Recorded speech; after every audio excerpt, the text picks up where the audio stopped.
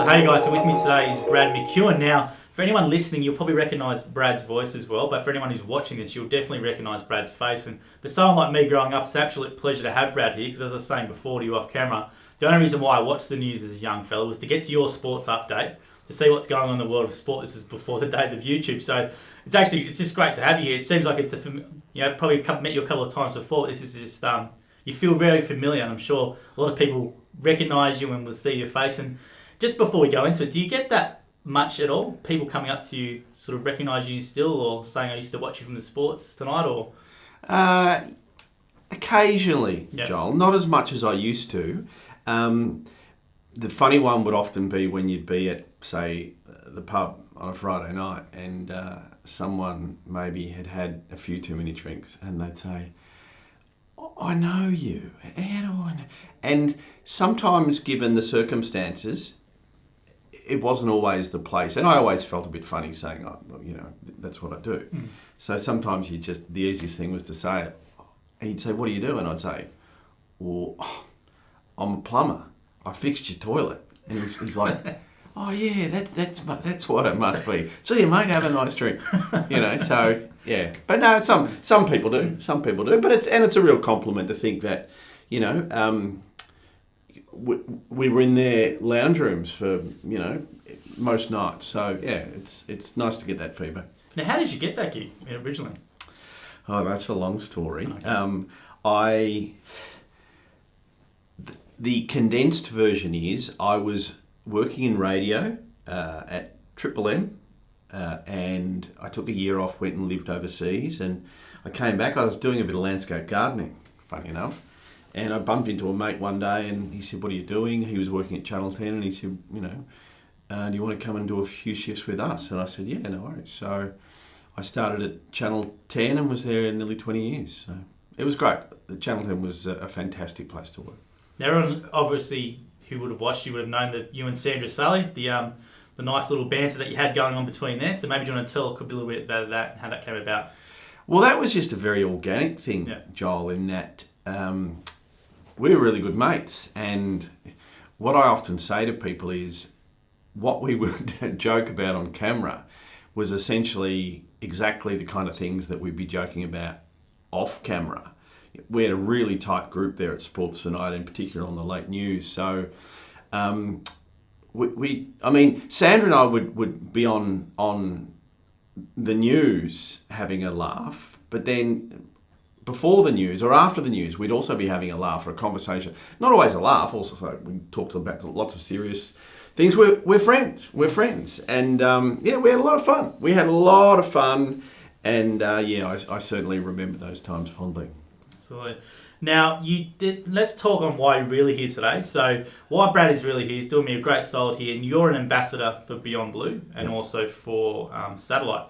Now, what a lot of people might not probably know about you is your background and your history and your story with mental illness and in your family and stuff like that. So, maybe do you want to give a quick little background or introduction to your experiences with mental health? Yeah. Look, no worries. And this is something that I know resonates with a lot of people because, as we know, mental health issues are part of life. So going back a number of decades, our family went through a really traumatic period where in the space of a couple of years we lost my brother and my father as a result of suicide. And, and I'm acutely aware that people watching this, they know only too well how that feels. So,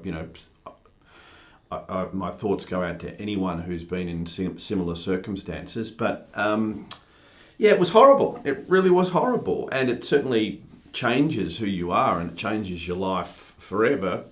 But at the end of the day, you got one choice. Well, I think you have one choice. And I know my sister and my mum, we all believed we had one choice, and that is to get on with life because you have to. And the other thing is we get to now help people by talking about, our story and what we went through. And, every time I talk about it, whether it's through Beyond Blue or Satellite Foundation, to then have that connection with someone who's had a similar experience and to be there to support them, to say to them, for them to know that you have an understanding of what they're going through. That's just invaluable. So it's great to be able to help. Now, was there any indication growing up?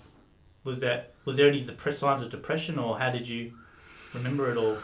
Yeah, there were. There was certainly, my brother had, didn't, like a lot of different people, wasn't coping overly well. And, circumstances around suicide can be really different. But, yeah, there were concerning moments. And, of course, and again, so many people know or can relate to what I'm talking about. And, we did everything we could and reaching out and looking for support. And the other thing is, I would say though, Joel, is that, the 80s is not only, decades away from the world we live in now, it was an incredibly different world.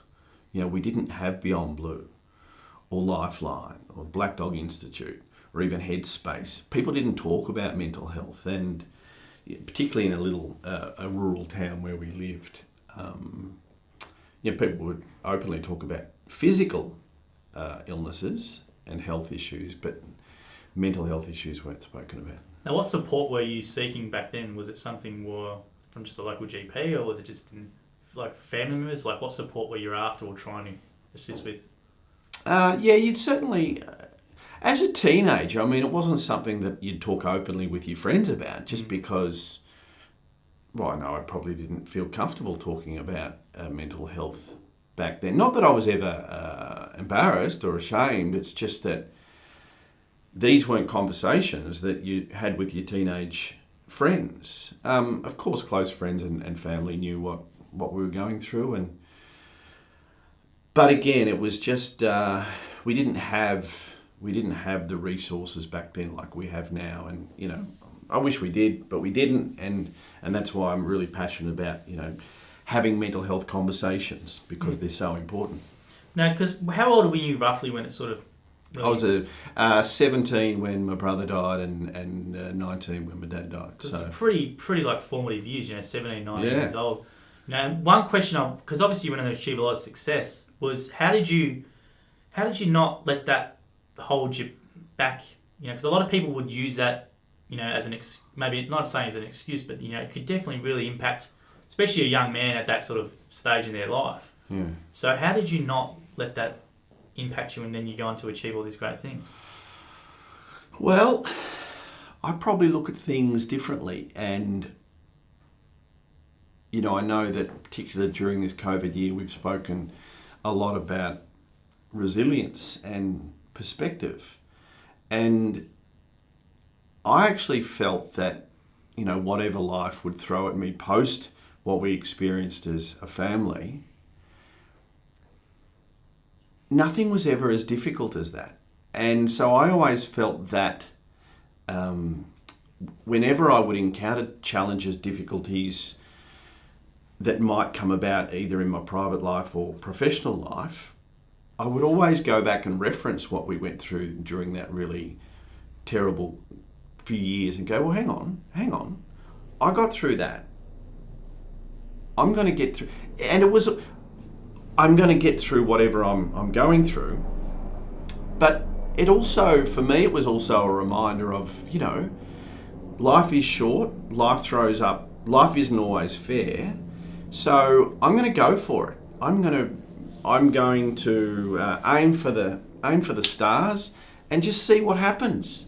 Because I firmly believe that it's it's our experiences, it's our battles, it's our fears that we then have to embrace and turn them into a positive, and use that as motivation to go and do what you want to do in life. It's a really mature perspective. Where do you think you got that from at that age? Because I know I definitely wouldn't have had that perspective. So how do you think?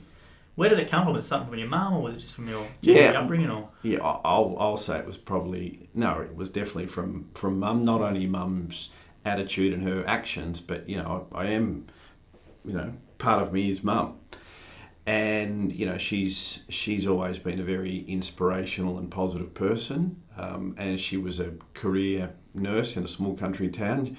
there helping everyone, and my sister's now a nurse as well. So, no, we're all about positivity. That's why we talk about, our family experience, because it helps people. So, it's like, okay, that happened. We can't do anything about it. We know what happened. We can't change anything, but we can now go off and help other people. So no, I'm a big believer in just get out and go for it and do your best. And what was do you remember the support at the time? What was the support at the time like? Was there any at all, or the event, or? Well, we had a lot of, in a small country town, like the beauty of being in a close-knit community like that was, everyone comes by, and anyone that's lived in a small town, you're from a bigger town, but people just coming, providing meals, cup of coffee, conversations, that was great. My friends, a friend I'm catching up with tonight, she would come over, and in a lot of ways she was absolutely understanding of what we were going through, but she's also full of personality, and she would continue to entertain us and make us laugh, and that was really important, because we didn't have much to smile about, or nothing to smile about. So to smile and laugh just through her presence was just invaluable, and it meant everything to us. Now, do you think moving forward, obviously you went on to do some great things, was it something that come up that you shared much during your professional life, or is it something just only more recently because there's a lot more awareness around that you sort of come forward, or how's that come about? Yeah, I've always spoken openly about again what our family's experience with a mental illness and mental health issues, because as I often say, I have nothing to hide, just a story to share. And when I say share, it goes back to another of Mum's favourite quotes, which I always credit Mum. I'm not sure where the quote came from, but it's a great quote, and that is, a problem shared is a problem halved. So, by being open about our experiences, it helps me, because I get to talk about it, and it just helps me, I suppose, have a better understanding of what happened. But it also it gives other people the confidence to open up and talk and hopefully understand that mental health issues, like physical health issues, are just part of life. They are part of who we are, and there is nothing to be ashamed of, embarrassed about. We all have our. I'll use the censored version. We all have our stuff. We all have our stuff, and yet we spend so much of our lives pretending that we don't. When you found that you shared stuff, did people process and then come back to you with their own experiences, or did you find out stuff about other people when you were proactive in telling about your story? Did people then open up to you, or and you sort of learned how maybe more prevalent, a lot more people had it as well, or? Absolutely. Yeah. Absolutely. Even opening up about my own mental health, and, be sitting there with just having a nice conversation with somebody, and then they open up about their mental health, and again, things that I had no idea about. And all of a sudden I look at them differently. Not probably in a more understanding, sort of empathetic kind of a way. It's like, I had no idea. So I think they're only ever healthy conversations. It's about sharing, and it's about taking off the mask and revealing who we really are, being authentic. Yeah, which is really hard. Well, it's really hard because when you're younger, or from my experience, you had to have a mask, right? Because you're going through all this trauma and stuff at home, and if you don't have a mask on, you can obviously, the world can be a very tough place, especially younger kids, or as you get teenage years. So it's you have that mask, and you're so used to having that mask, and it's just a relief to bring it down. And the way I did it was when I was 29, 30, I was doing a podcast with Jim, and I basically talked about my experience and put it on camera. And then I shared that online. And then after I shared it online, I had all these shares and all this sort of stuff. I had people just randomly messaging me out of the blue who I grew up with, telling me their experience. I had no idea. You know, and then you just, as soon as they tell you that thing, it's like, wow, they spend all this time writing to you, telling you about their mother or father who had bipolar or schizophrenia and all the dramas they had, and they just like, I didn't know you had this as well, and blah, blah, blah. And it's just like, wow, you know, you just have this connection coming in, and it just makes you realise how prevalent it is in society, and it's still not talked about enough, especially in the family unit, I think, and all that goes into that, as it should be. It's great that in the last 10 years we've got these massive brands which are promoting awareness around depression and that, but I think there's still a lot more to be done around the family unit and the impact on children and young people especially, which is why I just want to touch real quickly on the Satellite Foundation, which you're an ambassador for. Yep. So maybe you want to touch on about Satellite and what they do. Satellite Foundation is just a wonderful organisation. I've been lucky enough to be an ambassador for Satellite Foundation for a couple of years now. So Satellite Foundation, they're supporting younger people who have a parent or a carer with a mental health issue, mental illness. And we do lots of different things. Jump on and have a look at the website. And we do a lot of different things. We run workshops. It's a place where young people with similar experiences can feel safe and connect with other young people who have an idea about what life is like at home, and that mum or dad or whoever it might be has difficult days and difficult weeks. So to see those wonderful connections and the friendships that come out of a lot of the work that we do with these young people. And when I say young people, it might be early teens, it might be people in their early 20s. But again, have similar experiences. And I think you talk about having the mask on when you're younger, and I know with what we were going through, I think to have an organisation like a Satellite, back then, to be able to be with people, strangers initially, but who quickly become friends, who understand what you're going through. It just means the world to them. It really does. I would have done me wonders. And I was just saying to Rose, who's the founder of it, I said, I was too old for the program. But if I had that thing, 15 years ago, it would have done me an absolute world of good, because when you're growing up in that environment, you just feel so alone, right? Especially like with your situations, you would have felt like this is where the only family, I don't want to speak for you, but back in the the regional area that this has happened to or whatever, like just knowing that, being connected to other people and knowing that there would have been other people who've had similar experiences would have just done the world of good. Yeah, and look, the reality is, when it comes to mental health issues and the statistics there, clearly we weren't the only family going through that stuff, but again, because people didn't have conversations around mental health, and we didn't have an organisation like a Satellite Foundation, so we weren't able to connect with people who were going through similar experiences. Yeah, it was tough, and you're right, you did put on the mask. You go into school and, how are you? I'm good. And, I'm a pretty upbeat kind of person, and you would be too, but it was, apart from everything that that comes with being a teenager, with, all your hormones and insecurities and worries and fears and who are you? Where am I going? What's life about? To then have the fears, worries, anguish about people you love within your family, it's a lot to take on. Well, I hated hiding it, because I wasn't a overly bad kid, but I got in trouble and suspenders and all that sort of stuff. But it was just really frustrating, because my mum, she was embarrassed about bipolar, and she was always, don't tell anyone when I've got bipolar, right? So your mum might be in the psych ward for 3 months, and you're expected to go to school and still perform, and not you have to deaden yourself. But then you might be times where you sort of play up and that, and the teacher will go to you, why did you do this?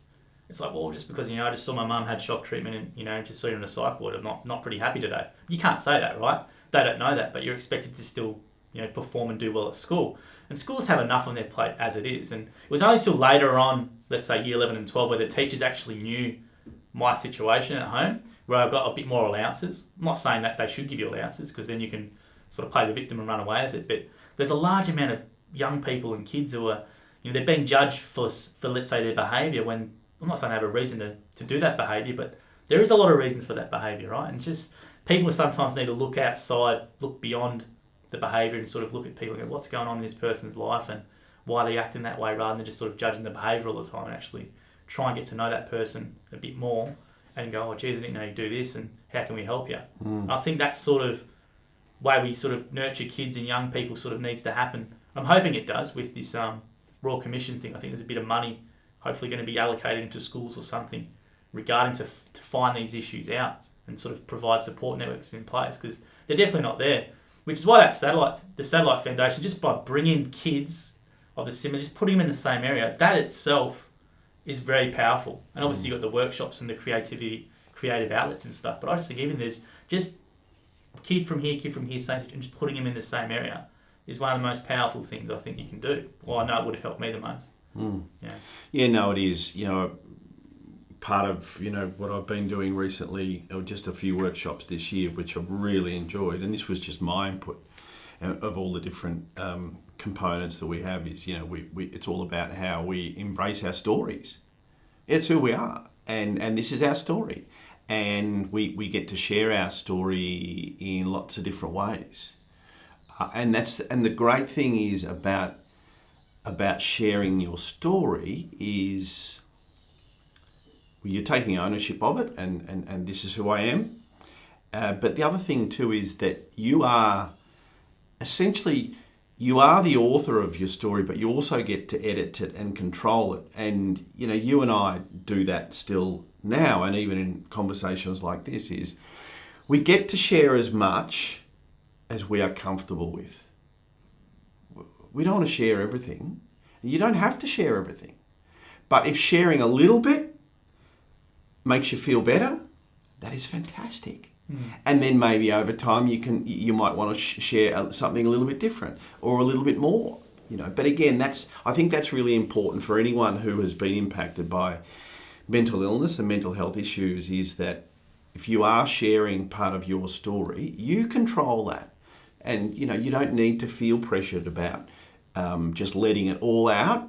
You share as much as you feel comfortable with. I think it's a fantastic point. I think the sharing helps with owning it as well. Because I don't think people live in denial of it, but they're just sort of, you might be embarrassed with your situation or embarrassed of your parent or whatever it is. But once you share it and then you sort of, as you said, own it, there's just such a great acceptance. It's almost just like a weight off your chest, or you bring the mask down, and everyone's ready at a different stage. You might be ready at 18, you might be ready at 30, you might be ready at 45.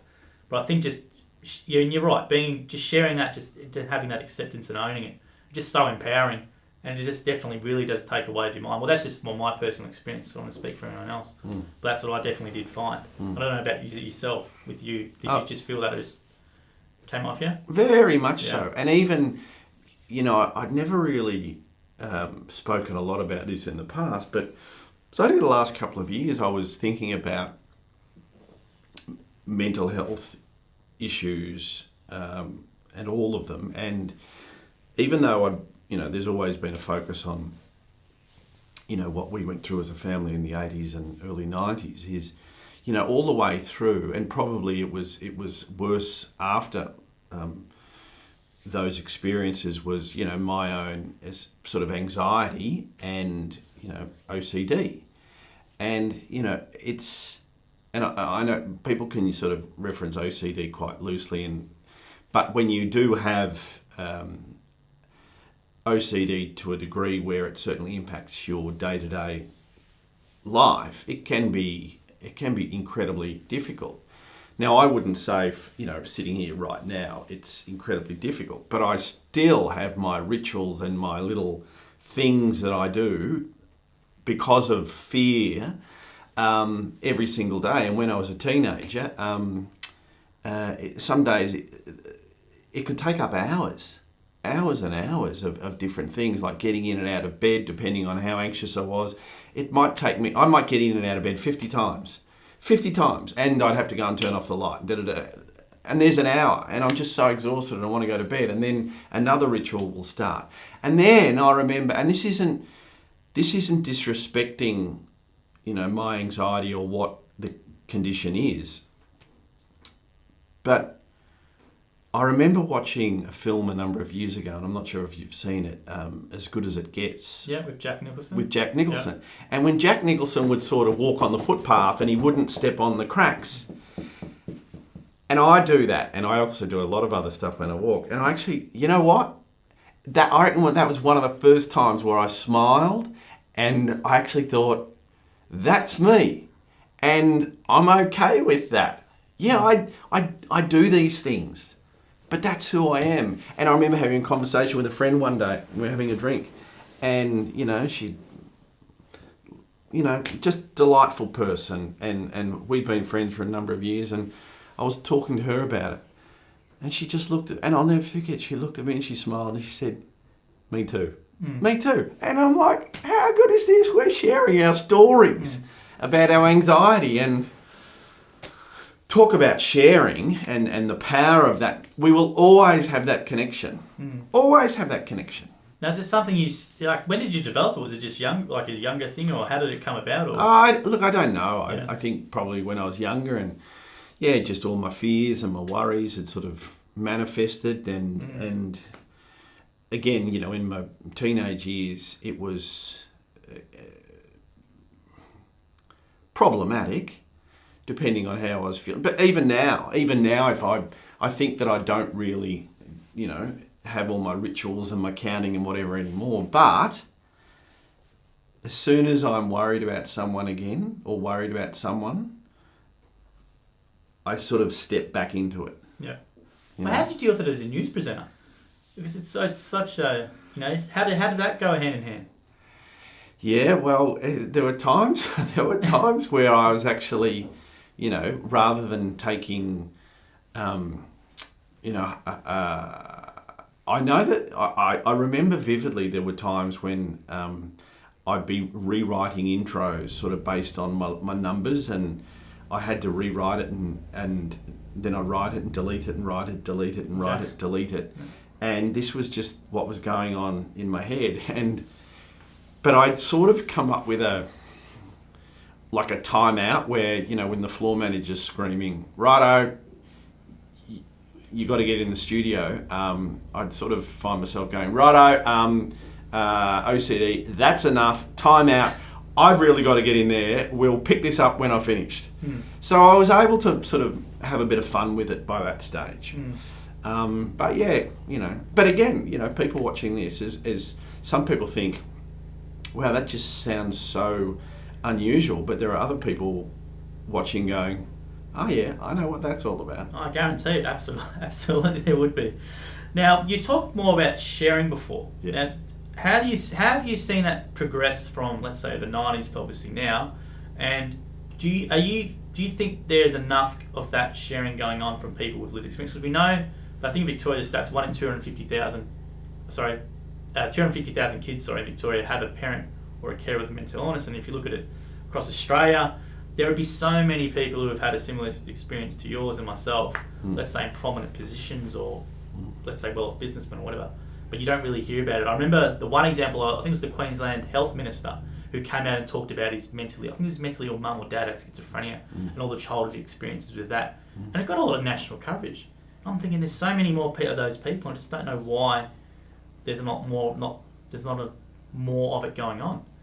So do you have any thoughts around that sharing, or is it getting better, or why people don't come out and share? Or I think it's certainly, we've come a long way. There's no doubt about that. And I think that there will always be reservations as long as people look at physical illnesses and mental illnesses so differently. We wear a physical ailment like a badge of honour, even in high school, don't we? How are you? I tackled this guy on the weekend, or I played golf and I swung a bit hard and I'm sore shoulder, or this or that, or I went for a run and all my hammies are screaming. we love talking about these physical ailments, but our attitude around mental health issues are so incredibly different. And I often use this like a hypothetical situation, and I'm not being disrespectful, and I understand that, because I'll use the example of cancer, because I think most of us have been impacted by cancer in some way. But as I say, imagine someone contacts you and says, a friend says, look, have you got time for a cup of coffee? I've had some bad news, and I just want to talk about it. So you go and you catch up with your friend, and you sit down, and they say, look, I've been diagnosed with cancer. Well, you'd be horrified. They're your friend. I reckon your follow-up question, fair chance, is going to be, well, what are you going to do about it? What's the treatment? Can you imagine your disbelief if they said, nothing. I'm not going to do anything. I'll let it slide. And please don't tell anyone. I'm embarrassed. I'm ashamed. Now, to throw up that situation, you'll go, well, that would never happen, because, if you didn't get treatment for cancer, and like so many cancers, we know that they are treatable if you can get onto them early enough. But if you don't treat it, it might kill you. And that sounds ludicrous. But when it comes to mental illness and mental health issues, people do it all the time. They don't talk about it, and they don't get the help. They feel maybe uncomfortable. So they're not getting the help that they need. And what we know is, with so many simple mental health conditions, is they are highly treatable.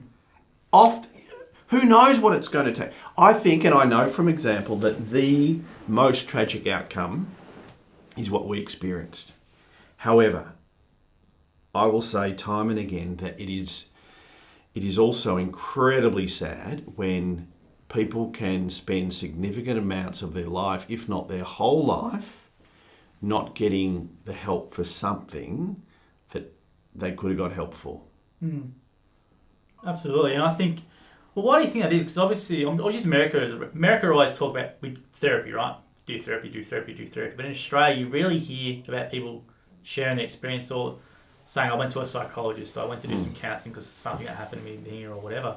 I just think it's I've never really heard of, well, from my personal experience, anyone go to me, I've seen counsellor or psychologist. I know I've given that advice sometimes for people to do it, and myself I've done it, but it still feels really weird, especially in Australian culture, to hear anyone open up about saying, or even make that recommendation, you should go to a counsellor or you should go to a psychologist.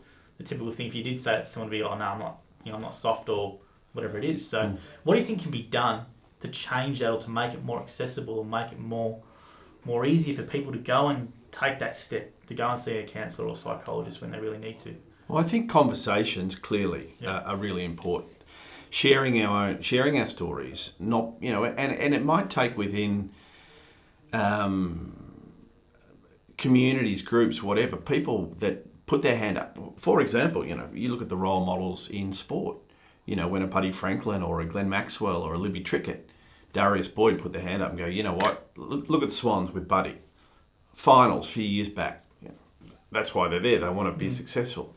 And Buddy and the club go, it doesn't matter.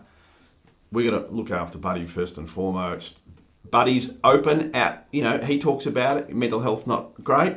Like, when he did that, I remember, I always thought he was just the most fabulous player. But when he did that, I just thought, what a person. What disappoints me though, Brad, is when that story comes out, if you look at the comment sections on social media, the attitudes of some people regarding that sort of statement really still shows how far we have to come. And I don't know how to fix it. Is there something where you fix it in schools, or do you just put content out there to sort of, or how do attitudes and cultural change takes a lot of time. It does. So how is it best, or how would you think it's best to sort of achieve that cultural change, which then, when that comes out, the general response is a good one? Yeah, well, for me, two things stand out: education and conversation. Yeah.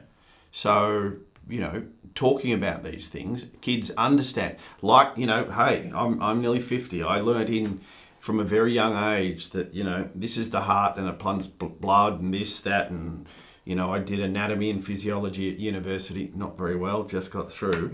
But, I knew so much about my physical makeup, but I didn't understand so much about my emotional health and my mental health. And yet, I remember vividly in year 7 or 8, well, it's not that vivid because I can't remember what year it was.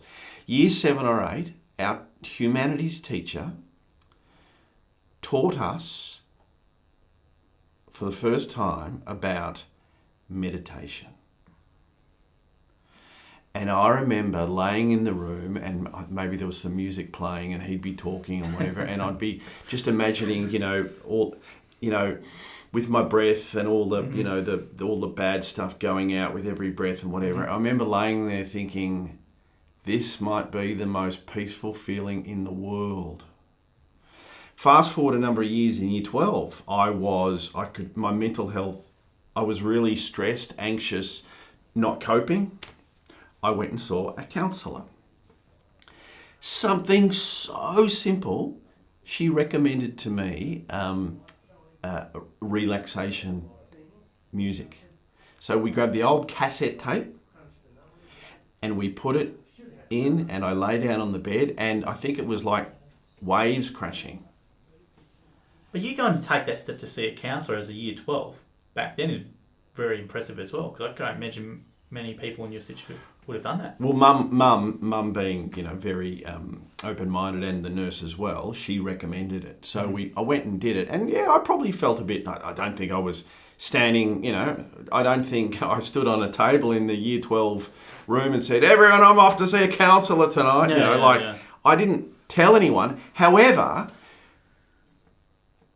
in an instant, I felt better.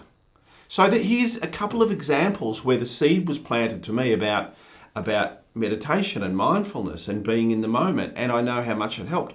I know how much now I can be stressed out of my brain and I go and do something as simple as I breathe. So I have an understanding about, when everything's getting a bit too much for me, I do that classic, that box breathing of sort of 4 seconds in, hold, 4 seconds out, hold, and I know how that helps my well-being. So we need to, educate about mental health and well-being, but also have conversations. Yeah. Have conversations about mental health, just like we do about physical health. Well, I'd love to see blokes or even girls pull up each other in conversation. So if you're in a group of circles, blokes being blokes, talking about stuff, and if someone does say something along those lines, I think you'll tell it's been successful when someone in that group or whatever pulls up and says, hey, lay off it or whatever, rather than piling on, which I still think, that sort of blokey mentality, what happens, don't be soft, or, you'll be right, that sort of mentality. But it has been really encouraging for me to see all these organisations, especially like the Black Dog and a lot of the Movember movements and all that sort of stuff now, which is really good. And I think it's slowly, and there's a lot of podcasts as well. There's a heap of podcasts now with blokes just talking about, mental health and depression and stuff like that. But I like to see a lot more, obviously, especially about the other issues, around what Satellite, for example, do with the kids. I think that's still something where it needs to come a long way. Just from personal experience, I don't want to be lecturing anyone here, but there's still a lack of support, as it is in a larger community for families like yours, obviously back in the time, and even now, families going in similar situations, but places like Satellite and that have been a great, very encouraging thing in the last 10 years to see come about. Oh, they really are, and I think it's also for so many different families and individuals, it's about the awareness. You and I have had this conversation. How many people are not aware of what's out there in regards to, a group like Satellite Foundation, you've said, oh, wow, gosh, if only this was around when I was younger, and I think the same thing. And, what we need to keep doing is having the conversations and talking and listening and sharing. And now when my ears really prick up whenever you'll be in an environment where somebody will be. It might be someone in the public eye. It might be just someone doing an interview or whatever, and they'll talk about. I'll give you an example. Someone who I've always enjoyed her work because she's very talented. But someone like Missy Higgins has often talks about her own mental health and whatever. And I think, well, that's fantastic, just fantastic. So many people admire her because of her music, but so many people admire her as well just because of her message and her honesty. And no doubt she does it too because she wants to help. Absolutely. Now, what more do you think can be done to support young people and families in this space? What do you think would have helped? Obviously, we've talked about satellite, something like that would obviously help, but what do you think could actually really help? Because the way I see it is, I take a long-term approach so you have these young people who are in highly traumatized environments, right? And you look at the studies, and the studies say most more likely those kids who grow up in these environments are more likely to go to jail or not go to further education or drug and alcohol problems, right? Which costs the government a lot more dealing with those people down the track. Whereas if you can intervene in the typical, in those really important moments in their life, you save the economy, because they're more productive members of society. So what do you think can help in those young people or those families who are in those situations similar to yours back in the day? I think we need to place a real emphasis, and I know that so many different people and organisations know this, but it does take time. Well, we've sort of got to get our skates on and make it happen, but we actually need to have, more people, more experts and whatever, whose sole objective is addressing mental health within young people. It's about having an understanding, for example, that, I know even now, a family member a few years back living in a rural area was struggling with their mental health, and they could get in to see a counsellor, a psychologist. Next available appointment was 3 months. Now, you know yourself,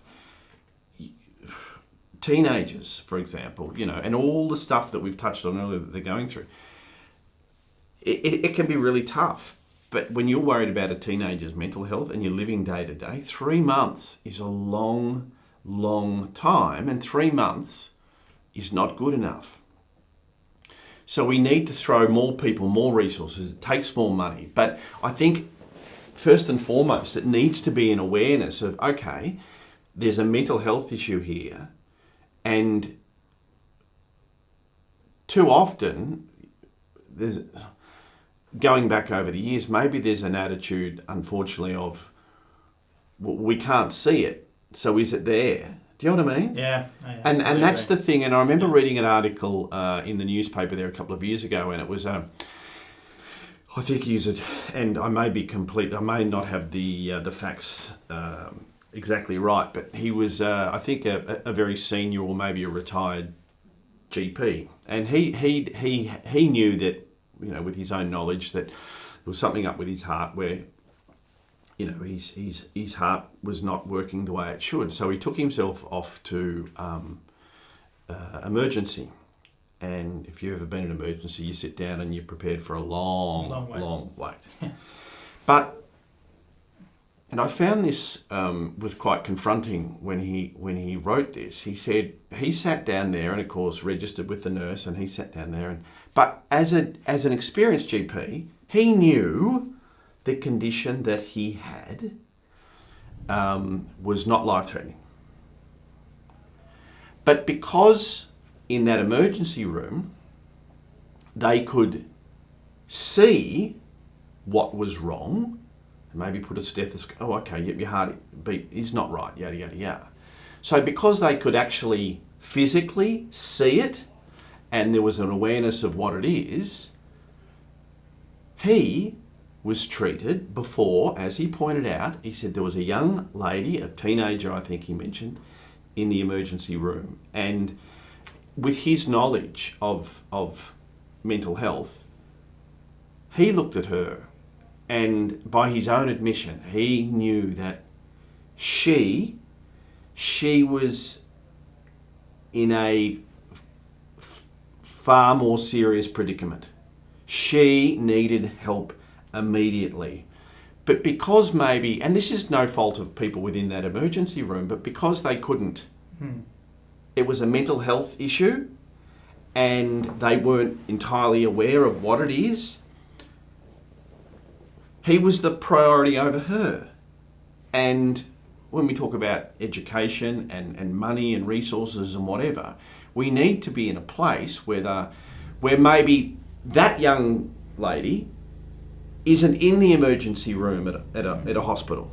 She needs to be somewhere else where when she walks in and whoever's doing the admissions looks at her and says, "You're coming with us, okay? We can see, or we're going to talk to you for 10 minutes in here, now." Yeah, I completely agree with you, Brad, and I'm sorry to hear that as well. But also another thing which frustrates me is you have to go to a GP to say you're depressed or anxious to get the referral to then go get the 6 sessions then comped by Medicare, which I think is ridiculous. Why do you have to go to a GP to get a referral? And because a lot of blokes won't do that. A lot of people won't do that. They feel embarrassed to do that. So you're adding an unnecessary step between where they can get help. You know, and then there's one thing like that. But the emergency stuff I can completely relate to because my mum being bipolar and quite significant with hers, she would always. So what really frustrated me, it's still probably the same case, and a lot of people watching this probably know if they've got a bipolar parent or schizophrenia, you know when they're about to go over the edge. So my mum was more manic, so I know when she's about to go manic. So I'd tell my uncle or whatever and say, "Hey, she's not well. She needs to go to hospital." And you would tell the hospital or tell the let's say Ward 9 or whatever, "No, we have to wait until she gets made involuntary." So they have to wait until she gets sick enough, till she does crazy stuff, until the police are called or you have to call the ambulance to then take her to the emergency to wait. They then have to give her a psych assessment in the emergency room, even though she's got 40 years of in and out hospitalisations. But no, you have to have a psych assessment, and her eyes are going like this, and the nurses are getting real short with her, and she doesn't want to be restrained and all this sort of stuff, just to get them into where they need to go. So you're putting all these barriers, all these little red, these tick boxes, just to get, it's just like, for me, it's just crazy. Why do we have these barriers in place between what they actually need and the help? Because of some government regulation or bullcrap. It's just ridiculous. And it's really frustrating hearing that, because I can completely relate to that. I'm sure a lot of people watching this can as well. And it's like, why is no one objectively assessing this stuff and going, and just questioning it? Why is it the accepted thing when we know it's not best? And that's the questioning I don't see happening enough. And even though there's a Royal Commission into mental health, what's actually going to happen out of that? I don't know, because the system's in place. This doesn't work currently, and it's something that I don't know what the answer is. And it's really frustrating hearing that story you said, because I can completely relate to that. I'm sure a lot of other people can. Yeah, and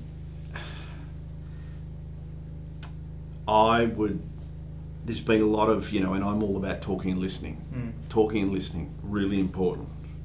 But there comes a point where we need to say enough of the talking and enough of the listening. It's now about the doing. And for the sake of people and families that are suffering right now with mental health conditions, illnesses, and remember that, as we know, in any family, it's an individual can have a mental illness or a mental health issue, but it impacts everyone. Absolutely. Everyone. Yeah. So talking, great. Listening, great. Let's get doing. Let's get doing. And I know that we are doing bits and pieces, and we're continuing, absolutely. And this is, I'm not talking about everyone, but I certainly think that there comes a point where, the work that I know that Beyond Blue, Satellite and whatever, and so many different mental health groups are doing. Headspace has been doing great stuff for a long time, for example. However, overall, and from a government perspective, let's get doing. Absolutely. And I'd love to see changes from the psychology, the psychiatrist experience, because I've been involved with a lot of them. And the reason why I didn't do anything about my own I've never had really any mental health issues, but I didn't deal with what I went through as a younger person until I was 29, because I hated psychologists, I hated psychiatrists, because they were the ones taking my parent away. I'm sure that's what a lot of people, in my same experience, will still feel as well.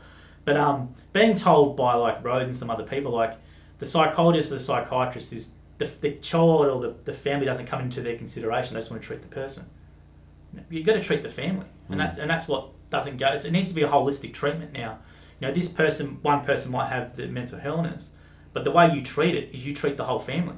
If there's kids involved, you've got to look after the kids with maybe not taking them into a psych ward to see someone who's unwell, or you've got to provide support for the dad or for the mum or for whoever's looking after it. Like there's no extra things around it, which is really frustrating, which is why Satellite's great, because they're doing something, But I just don't think that the way they treat these things, they take such a singular approach, and all right, we can make that person better, but we know people with bipolar and schizophrenia, they think they're better once they feel better and they stop taking their medication, and we're back to square one. But there's no support around it, and it's quite frustrating, because they know and they acknowledge these things, and there's these things slowly coming into it, but it's just I just don't see how they can. I don't know why they just don't make a more holistic solution to when they treat mental health or serious mental health issues. Well, and I was on a forum with Georgie Harmon, Beyond Blue CEO, earlier this year, and when we were talking around mental health and suicide and whatever, and she made the point, like listening to you talk there, she said that we need to be listening. The experts, and when Georgie started talking about this, I'm thinking, oh, this is interesting, where's this going? And she said, the experts, we need to be listening to the experts. And the experts, when it comes to mental health and how it impacts families, are you or me. Exactly, and that's the whole reason why I do this. Well, thank you for doing this. The whole reason why we're discussing this is because the content in this space that I see is from a psychologist who hasn't gone through it, telling me the 3 things people growing up with mental illness, mentally ill parents experience, but they've never had it themselves.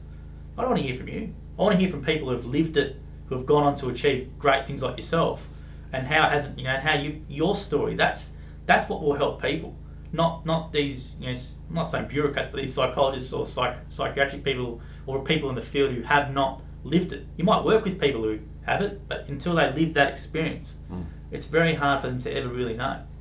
And that's why lived experience stories and lived experience they call them lived experts, getting that content out there is what we need to do more of, because I think it's the only thing that's going to really help. And to point out though, and let's, we talk generally about, and of course we're always going to have frustrations, we always will, but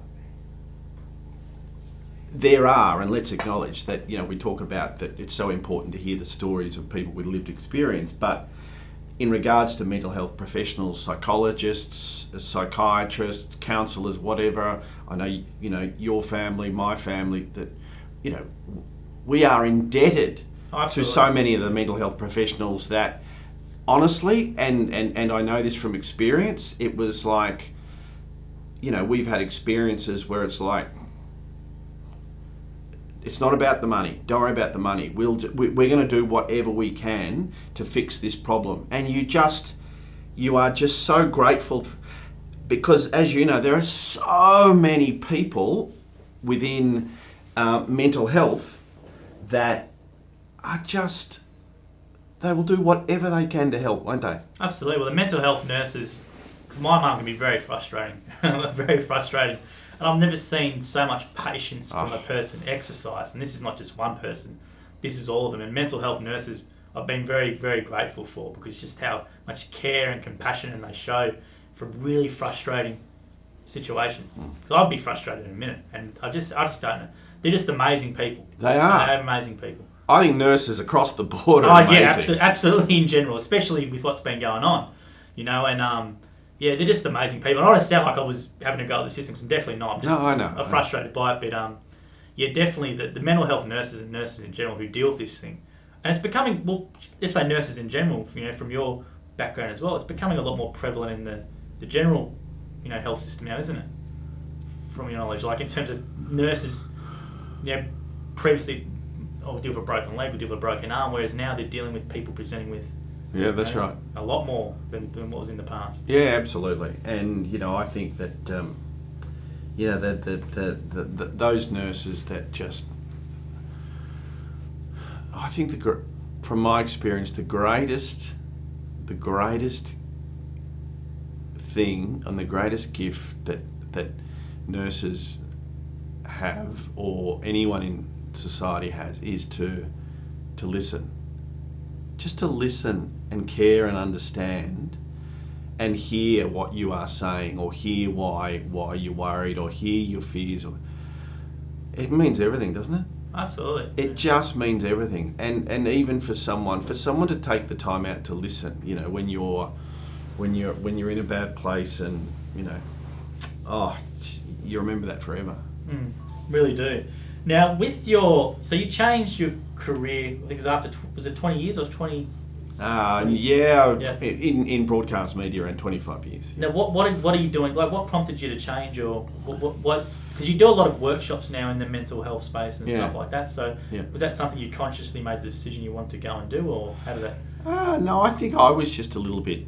I needed a change, and I was a bit tired and worn out, and I think maybe I could just feel that even my own mental health wasn't great. Okay. So I thought, well, hang on, I can't be telling everyone to look after their own mental health and not look after my own mental health. And I knew, I listened to my gut all the time, and I just needed time out, and I had time out, and for me it was a chance to just take stock and think about, okay, well, this is what I've been doing, what do I want to do now? Because the thing that, I say to everyone is, when I started in media, I was in my mid-20s. Well, when I moved out of media, I was in my late 40s. So yes, I'm the same person, but I'm not the same person. What was important to me then is not what is important to me now. And covering primarily sport was unbelievable. It was so much fun, and I enjoyed every minute of it. But that's not what I want to do now. And, and I've read a lot about this, when people change careers, or they get to a point where they go, well, hang on, what can I really do now to make a difference? So doing the workshops around mental health, sharing our story and whatever is something that I just love. I love being an ambassador for Beyond Blue, being an ambassador for Satellite Foundation. We had a workshop earlier in the year, and at the end of it, Rose and I had a chat on the phone, and I said to her, this is almost the best feeling I've ever had all year, just because of the connection that we had with the kids, and our conversation, and our sharing, and our stories, and our laughter. Our laughter, that's one thing that, and that's a really big thing that I talk to people about all the time, is that, one of the most powerful things that I have when I talk to people around mental health and wellbeing is a sense of humour. Is being able to laugh, being able to smile. Sabina Reid, a well-known psychologist, wrote a piece in The Age, Sydney Morning Herald last year, and I think the headline was, finding the right counsel is a bit like dating, and I agree, you would know. It's not like, oh, you're a psychologist, this is going to work. It's got to be the right fit. It's got to be like dating. It'll take you a couple, absolutely. Yeah. But the other thing is, she said in the article, which I quote her a lot, is that she said every counselling session must include generous dollops of laughter. Because as she points out, that's not making light of the content there. Clearly, I know that. But how on earth are you ever going to go back if it's not just a little bit enjoyable? It'd be like if somebody said, I want you to keep going to the dentist and getting your teeth out. You'd be going, what? But imagine if they said, well, actually, we'll take a tooth out and then we'll watch movies and eat a lot of junk food, which would be completely pointless because you're at a dentist. But same thing, if you've got a counsellor, psychologist, psychiatrist, whatever it can be, and you might spend the first 15 minutes talking about the footy, telling jokes, whatever, and then you get into your stuff, and then maybe you move on, talk about your favourite recipe, and you catch up and you go, God, I love talking. God, he makes me laugh. What are you going to do? You're going to go back. You're going to go back. So again, I think, I know a sense of humour is so important. It's a great way to frame it, Brad. I've never thought of it before, but that's a great way for people. I think it's a great bit of advice to look back on your situation growing up, or there'll be certain moments where you cringed at the time, but now you can reframe it and go, geez, that was actually pretty funny. That quirk or that behaviour or that incident or whatever, reframing that in your mind as you get a bit older can definitely, I think, really help you. And that's a great bit of advice. I never really thought about that until just literally then. Well, again, and again, this is not making light or disrespecting mental health issues. Far from it. Mental health is something that I'm so passionate about.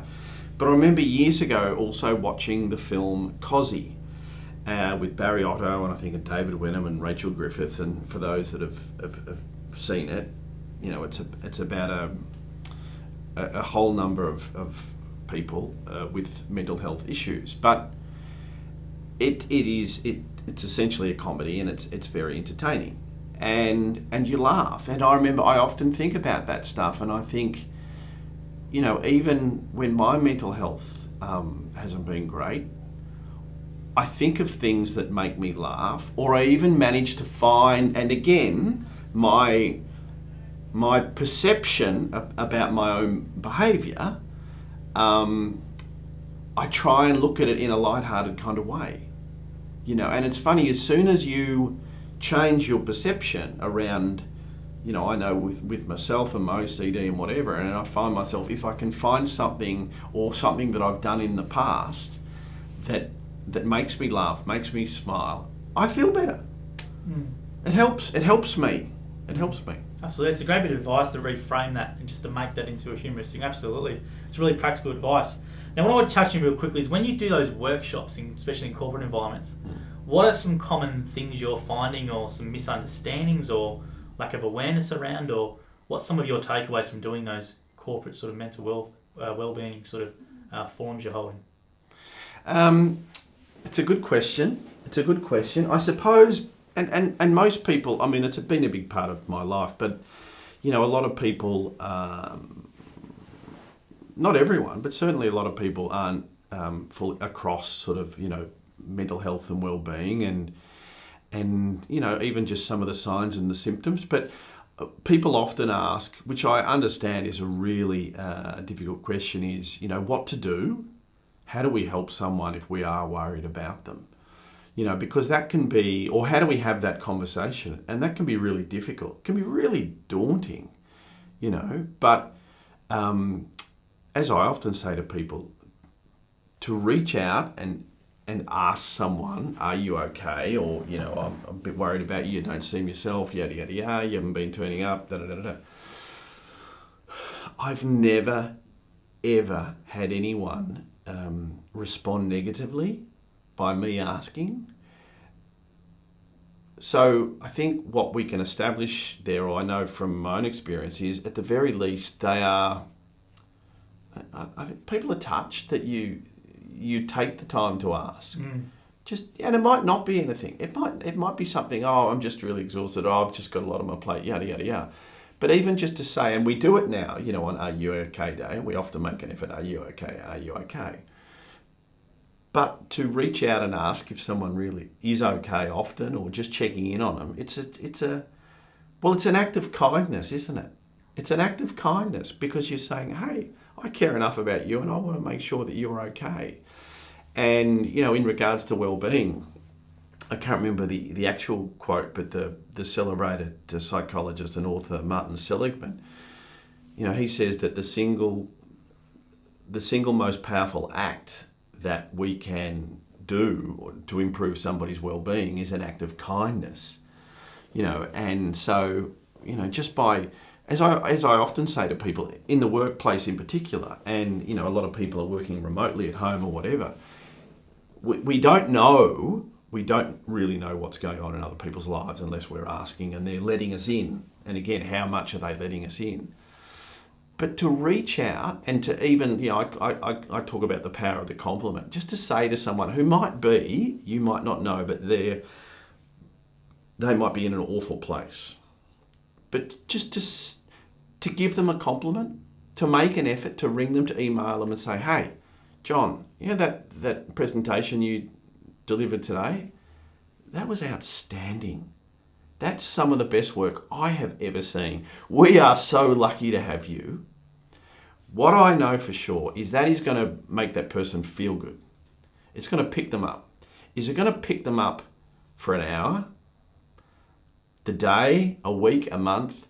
Is it going to be the difference that just springboards that person into being in a better place, getting the help that they need? You know what I mean? And I think when we saw during COVID, didn't we, that you know those random acts of kindness everywhere that really touched so many people. You know, they are so powerful. So, you know, my message to so many different workplaces is nothing is ever too small. You know, you can help someone. I'll go back to we opened with Sandra Sully. I remember when we started working together in Sydney. At the end of every news bulletin, I'd watch Sandra, and she would walk around everyone in the newsroom, and say thank you.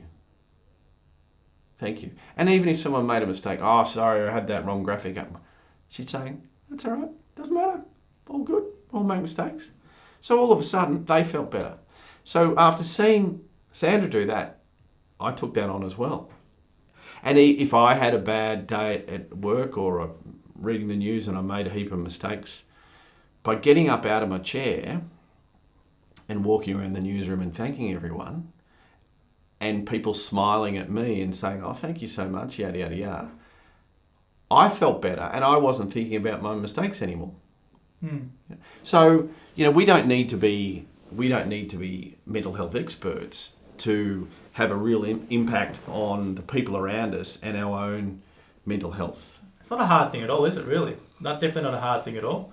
And I don't think people realise, but it is a form of leadership as well. 100% it is. Absolutely. And one thing that I'm really big on is, and we see this all the time, and particularly in workplaces, not every workplace, and I do believe that the culture is moving, and those organisations that don't embrace a caring, nurturing culture are going to get left behind. I completely agree. Absolutely. Because I tell you, business leaders and CEOs and managers or whatever that think it's just all about money and it's just all about profits, you're in for a whole lot of pain there. Because I'll tell you what it's all about. It's all about people. And people say, our customer's the most important. No, they're not. I'll give you a great example of this. Is a company called Canva, which was a unicorn startup. Do you know Canva at all? Yeah. Melanie Perkins, I think she's my age, 32, so I don't know what I'm doing with my life, but she's a $1 billion company, right? Yeah. But you just see that company and the culture from the outside in because it's got a young leader who takes this stuff seriously, right? I completely agree. Companies, I'm not going to be ageisty, but I will be. You know, that the 60-year-old one is just concerned with the bottom line and just wants to drive everyone hard and just smash them. You know, it's not going to be around for much longer. I just can't see how those places survive, regardless of how big the institution is. I don't think it's going to. It can go much. It can go longer with that sort of attitude. It's as I mentioned before. People say it's all about the customers. No. It's all about people and your people. Because when your people know that they're appreciated and you care for them, whatever, they want to go the extra yard. And that's not why you're doing it. You actually want to do it because you care for them. We did a video series earlier in the year for ANZ Bank called the Wellbeing Conversation. And one conversation we had, one of the participants was Don Price from Atlassian. And Don was saying, which is so true, Don was saying, people say to him, you work at Atlassian, you're in the tech software business. And he says, no, we're in the people business. That's what we do. We have people and we look after our people because, yes, that's what we make, but we can't make anything without the people. So we invest heavily in our people. And what research shows now, particularly what do we call it now? I get lost. Millennials, whatever, coming through is that it's not about the money. It's not about the money. It's about providing a workplace and a culture where people feel safe and respected. And, there is an understanding and an acceptance of things like mental health. And we've all had those different scenarios, haven't we? Where, yourself, hypothetically, you can be offered a job for $100,000 in the most incredible organisation, like Canvas, somewhere like that. Or you can take a job for $150,000 in a place with a reputation as somewhere that's really, really toxic. Only one of them's going to last, isn't it? And what would you say to your son or daughter or your sibling or someone you care about? Which job would you tell them to take? And you're 100% right. Those organisations that are living in the past and they have that culture of winning at all costs and profits over people. And they can't fool the consumer because I'm not going to name these organisations. I'd love to name them, I'm not going to do. You can't fool the consumers by putting out, let's say, a really emotional ad, which, just to get people, you can't, consumers are getting smarter. Yeah. And things like this get out online, right? And then it just completely, people will start choosing. But also, I love what you just said before about the millennials and the Gen Ys and stuff is, because there is a sentiment still, of millennials, they're lazy, they change jobs all the time, this and that. I just think it's because they don't put up with crap in the workplace. They don't put up with garbage. If they don't like something, they'll take action and go somewhere else. They won't just cop it for 30 years and get their retirement and get their goal watch and go. They'll actually just change. It's not because they're lazy or anything. It's because they expect more from workplaces. They expect more from leaders in workplaces and these sort of things. And it's great to hear you say it because I think it's not talked about enough. And I think organisations, I know one guy who I'm going to have on this as well. He's the head of wellbeing and I think mental health or something in a large insurance company. It's great. They've created a position just for someone to focus on that in a company. And it's not done enough.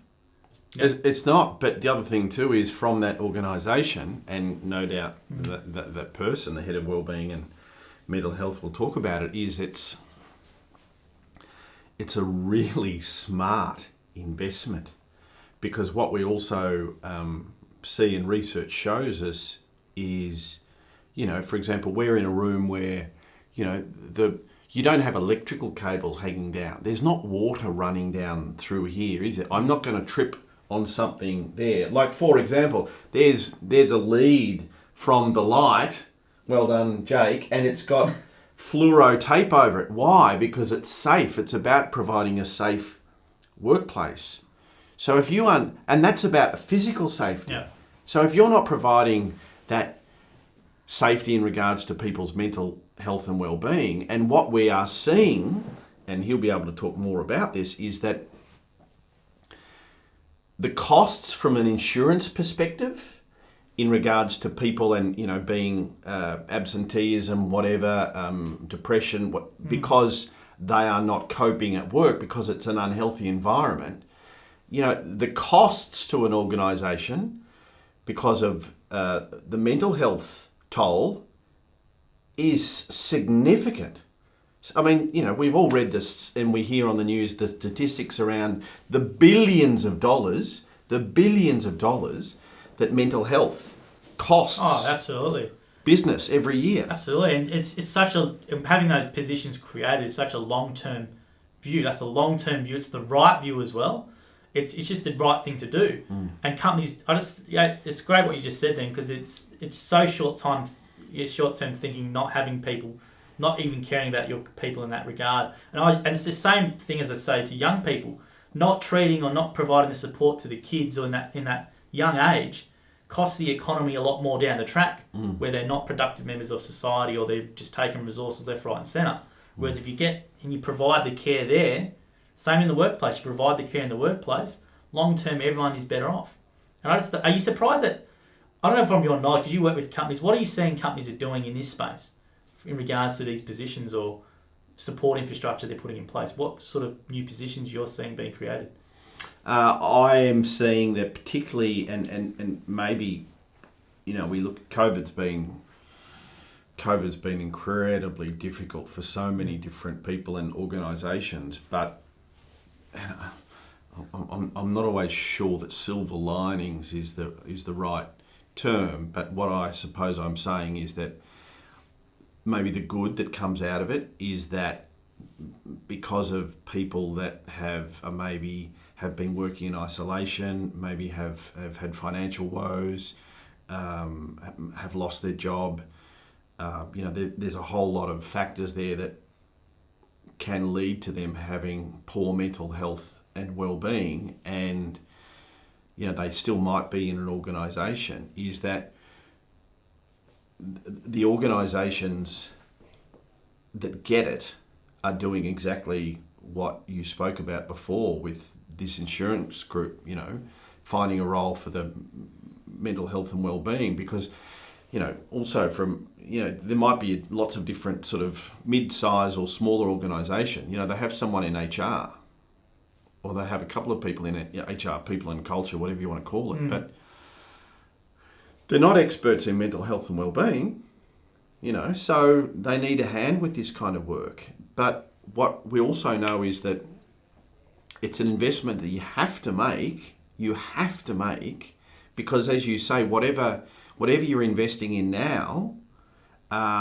you get it back, or you save it tenfold down the track. But the other thing is that I would say, even going forward, is, so many different organisations, and it's a word that I think we can interpret the wrong way. People often talk about success, success.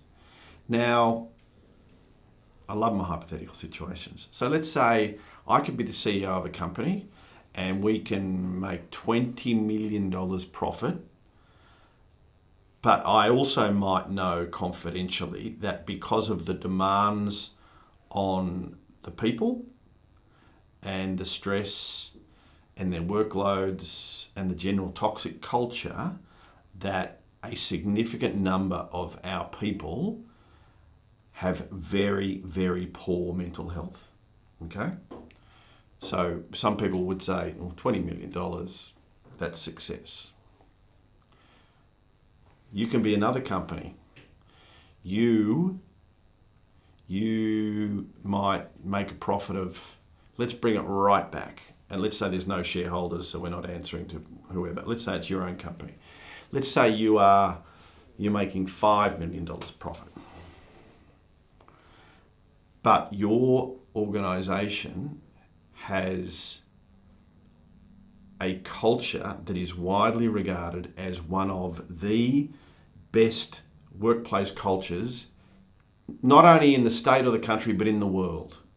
People want to work for your organisation because you care. And you as a boss, you listen and you share your vulnerabilities. And you know everyone by name. And you ask who they are. Give me that organisation over that organisation. And I don't care if you're that much more successful and you're sitting out on your yacht in the Bahamas, yada, yada, yada, because you've got that much more money. If I'm running that business and I know that X amount of people are suffering with their mental health, I don't care how big a yacht I'm on. I'm not going to sleep because I know that it is such a toxic place to be. And I'm the boss and the buck rests with me. But knowing that, if you have an organisation, which people watching this have, they have a workplace where people want to go to work. People love going to work. They're so proud to work for that organisation. It's not about the money and it's not about how successful they are. It's about the fact that they know that where they work, not only from the managers, but their colleagues, whatever, everyone is so... It's about caring for one another. That is success. That is success. And the organisations that don't understand how important that is, that put profits over people, will be left behind. I hope so, but I think it's going to definitely take a generational change. I think people, obviously yourself, but people my age, when we're aware of these issues, as we go into leadership positions in our 50s and 60s, which is still a while away, I'm hoping that that will be the norm. But there's still going to be a transition period over the next, say, 10 to 20 years where you're going to have there's a lot of toxic workplaces, and we all know it, but I don't think people should. I know people have pressures with mortgages and stuff, but they shouldn't accept it as well. If you're in a toxic environment or a culture you don't like to be in, a lot of younger people just go, but a lot of other people don't. So I think people need to start prioritising themselves. That's why COVID, as you said before, the one thing about it, I think a lot of people have reevaluated during that time, what do they really want in life? So if they've spent more time with their family, going, well, why am I going bloody 60 hours, 70 hours a week to earn money when I can't spend time with my kids? Maybe I can do a bit of a career change, right? So it's a great time now for people just to reassess what makes them happy for one, and if you're not in a happy situation, what can you do to change it? Yeah, and that's right, and you're exactly right. What can you do to change it? And we don't have kids. My partner Cassie and I, we have a cat, Muffin. We've had a chat about pets, but I could take that step.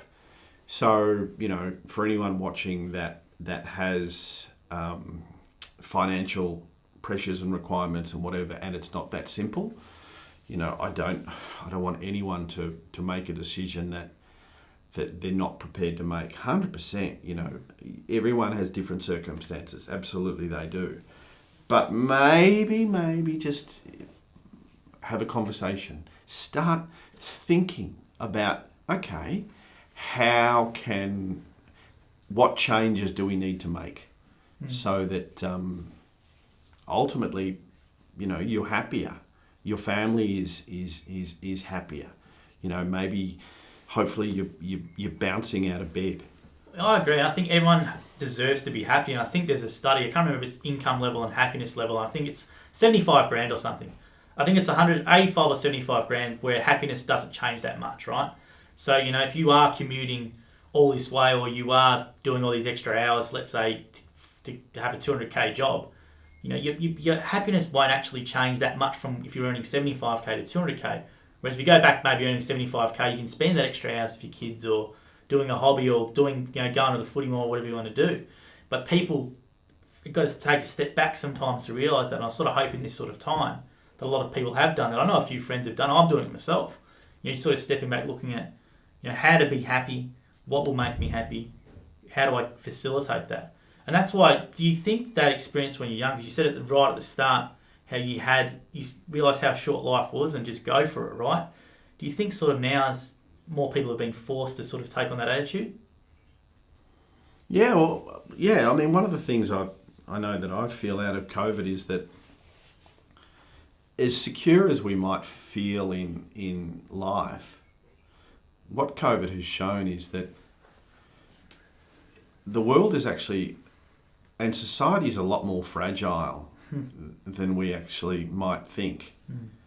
It's this has been massive, clearly, but the world that we knew a year ago is so different to what we are experiencing now. So yeah, I encourage anyone to follow their dreams and work hard, or even maybe work smarter and do what they want to do. But and maybe this might be the catalyst too in regards to COVID, in regards to developing a level of resilience that people can then maybe go, well, hang on, we've got through this year, it's been really difficult. Well, a bit like I talked about earlier with what we went through, it's like, well, no, hang on, I got through that, I can get through anything. So maybe you get through this year, you go, well, hang on, let's use this as the launching pad for something a bit special. I did a video, a number of us from my hometown, we did a video for the Year 12s at the high school.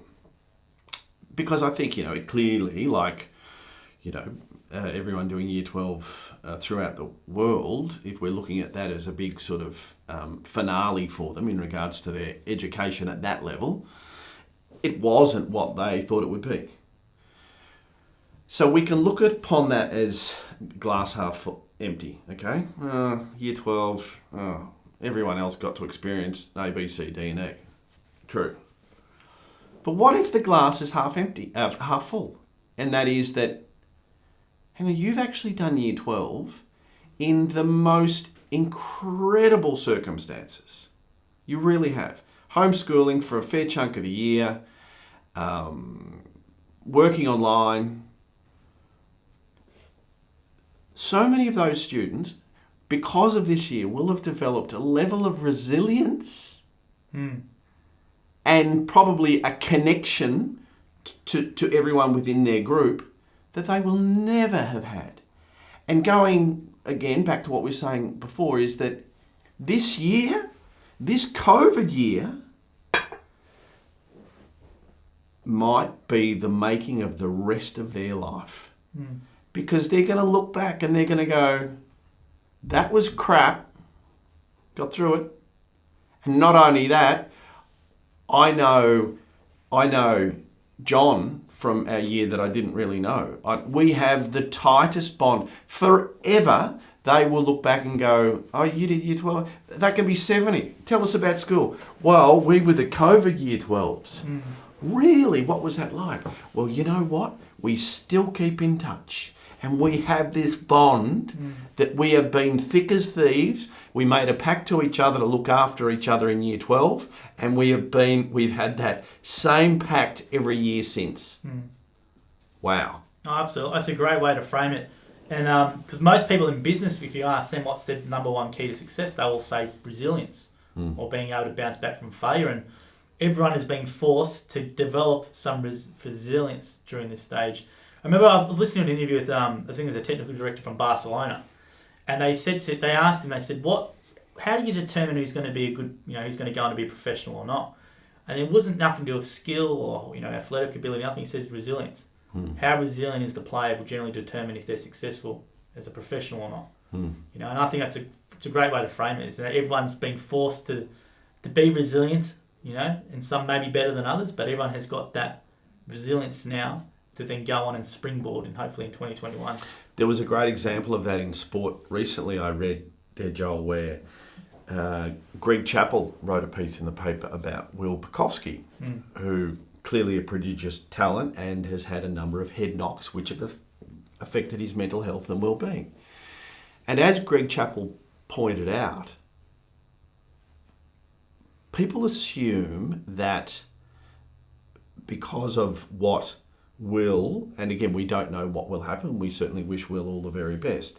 But as we speak here now in December 18, 2020, he's had a lot of things to deal with. And people assume that, because of all of these head knocks, rather than maybe head off into the stratosphere, there'll be a roadblock there, and it's going to prevent him from achieving everything that a combination of his hard work and talent means that he might achieve great things.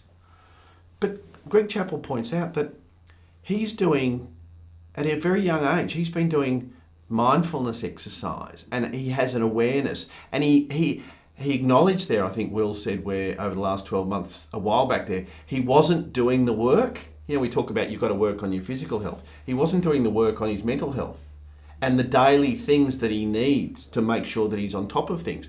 So he's got into a structure where he has to do this all the time.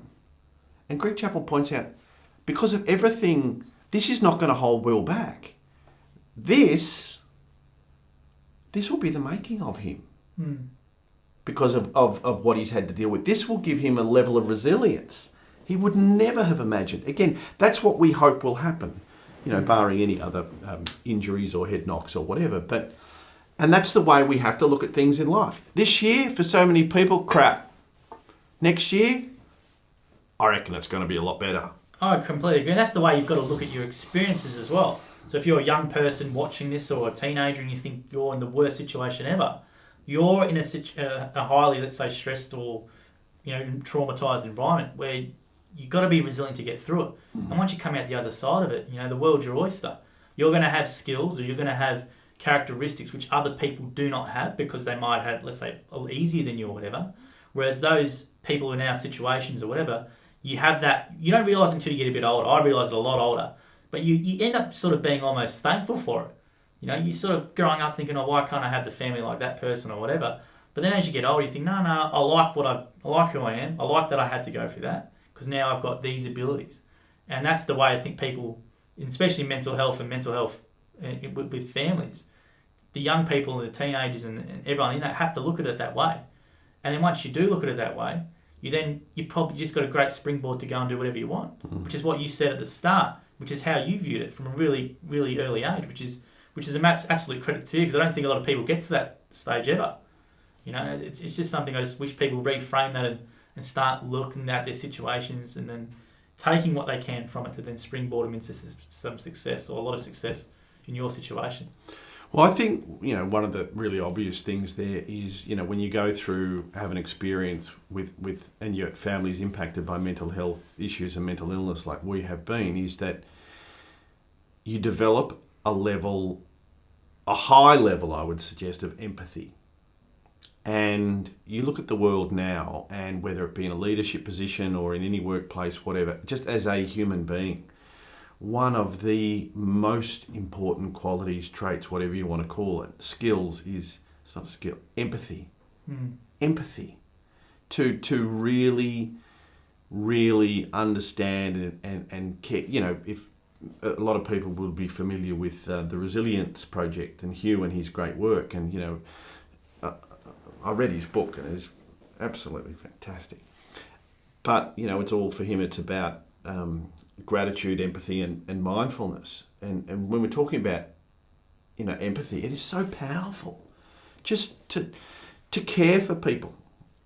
And when you care for so many people, and you can take carry the weight of the world on your shoulders because you worry about everyone, but it is just so important. And we've seen that now, in particular in the COVID year. Well, I hope more leaders in business start realising that they need to become more empathetic, because I think the traditional leaders in workplaces are very high IQ people still and very business people and probably lack the EQ. Whereas, hopefully there's going to be a shift towards having them more, boards are going to put in place more leaders with, let's say, demonstrate higher sense or a higher ability of emotional intelligence, which I think is what's really needed. It's still a far way away, I think, in traditional business sense. Yeah, and a big part of that is about, you take off the mask, I take off the mask, and it's leaders taking off the mask as well. And I mentioned that ANZ wellbeing conversation that we filmed earlier during the year, and our first episode, there was myself, I was co-hosting it with Dylan Alcott, Liz Ellis, the netball great, was on, and Shane Elliott, the ANZ CEO, who's just such an impressive person, leader, but first and foremost person. And I said to Shane, that was one of the first questions, is through COVID, how do you find that balance between, hey, I'm the boss, I'm the leader, we got this, we got you, it's going to be okay, versus, you know what, I've got my crap too. I have my vulnerabilities, and yourself, if you're working in an organisation and, do you walk in and, oh, look, I'm struggling with this, that and whatever. Righto, don't worry, you'll be right, we got this, we'll get the help you need, yada, yada, yada. Or do you want to walk into the boss and say, I'm really struggling with this, and the boss looks at you and goes, okay, sit down, closes the door, looks at you and says, me too. You've struggled with this, this and this. Well, I've struggled with that, that and that. What have you got in an instant? You have got a connection that will mean the world to both of you. And in an instant, you are going to, maybe you didn't know that person, that leader, all that well. But in an instant, you are going to look at them and say, wow, gosh, I respect you. And that's a new style of leadership though, isn't it? And I'm hoping that stuff gets taught in universities and stuff. When they do their management degrees and stuff, those are the things that need to be taught, especially in schools as well, empathy and critical thinking and stuff like that. But I really do hope that the shift of the new leader who comes into these, let's say, more traditional institutions demonstrates that. And it's great to hear that. And it's absolutely, really, if anyone is a leader in their business, please take that on board. Well, again, for me, it's really simple, Joel. It's like, you know, it's not about, you know, you come into work, you hit your goals and your commissions, you're out of here, which happens a lot. Still does. Yeah. Still does. Yeah. Appallingly. It's, as I often say, the magic happens when people want to go to work as opposed to have to go to work. Mm. And when you know that the people around you at whatever level, when they care, when they want the best for you, you'll just do it anyway, won't you? You don't have to be told, so you need to hit the commit. You're just going to do it. Mm. You are just going to do it. Absolutely. Now, do you want to maybe just touch on quickly, what are you currently doing? So you mentioned Beyond Blue and Satellite as well. What else are you doing? What projects you're working on? Well, I'm working on, we're doing some, with the help of a mate, we're doing some sort of deeper, I suppose, work with different sort of corporate groups, which is a lot of fun. I still do the one-on-one sort of webinar type of stuff around everything from mental health and wellbeing, resilience and perspective, whatever that might be. I do a presentation on the power of kindness. Oh, really?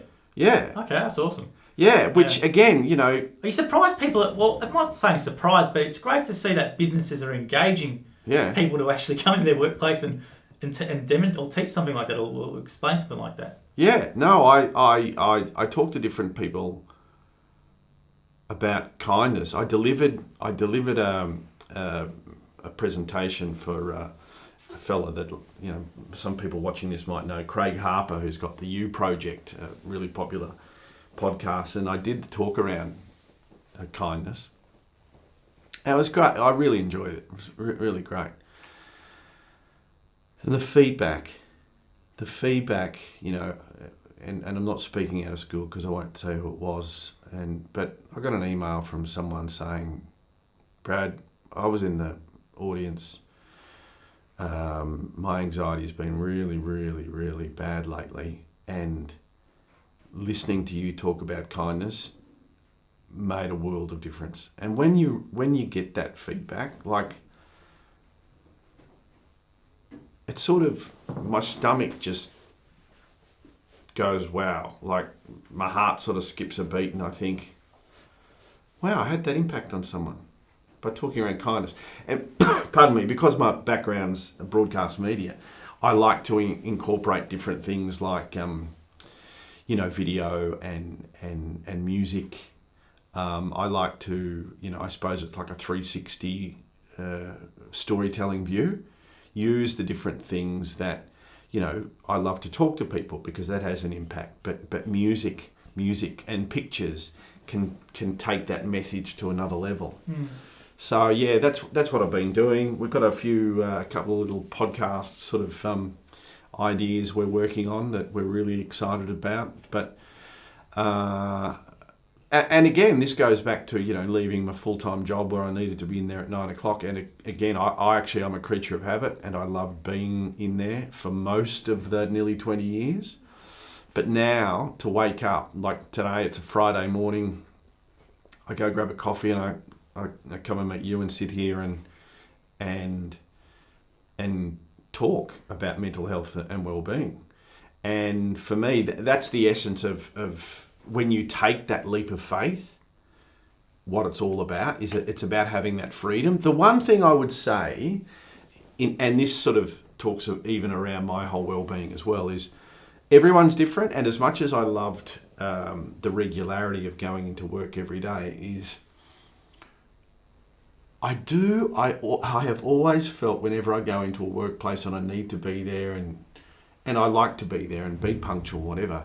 But part of me always felt like a caged bird, you know, and I just find now that sort of I'm out of the cage and I get to choose, you know, what I want to do on what day and whatever. Not always, but to have that freedom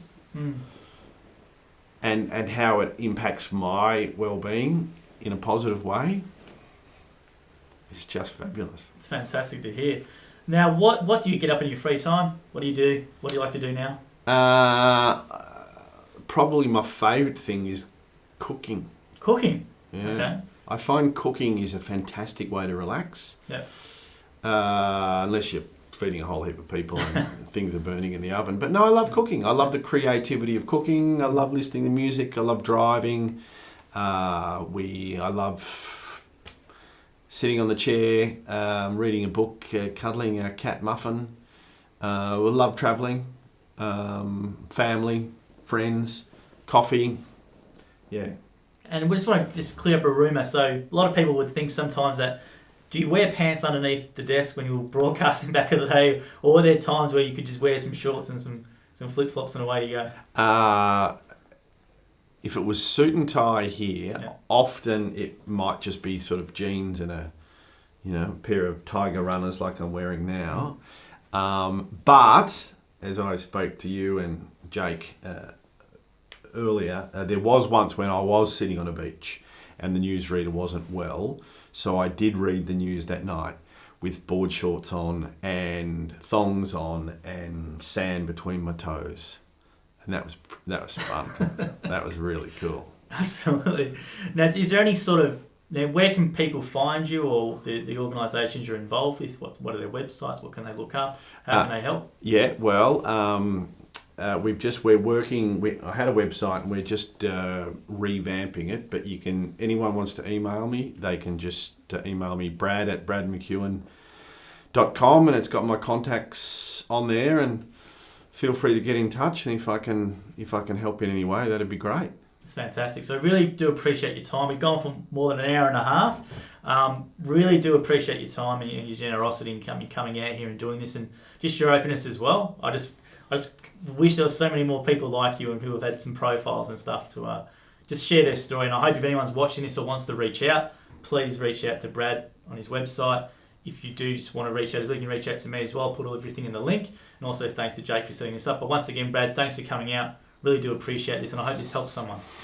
Well, every time we talk about mental health and well-being, it does help someone, and I know that you do a fantastic job, and you really are an open book as well, talking about how mental health has impacted your family. So again, to quote Mum, a problem shared is a problem halved. So good to chat. Thank you. Thanks, Brad.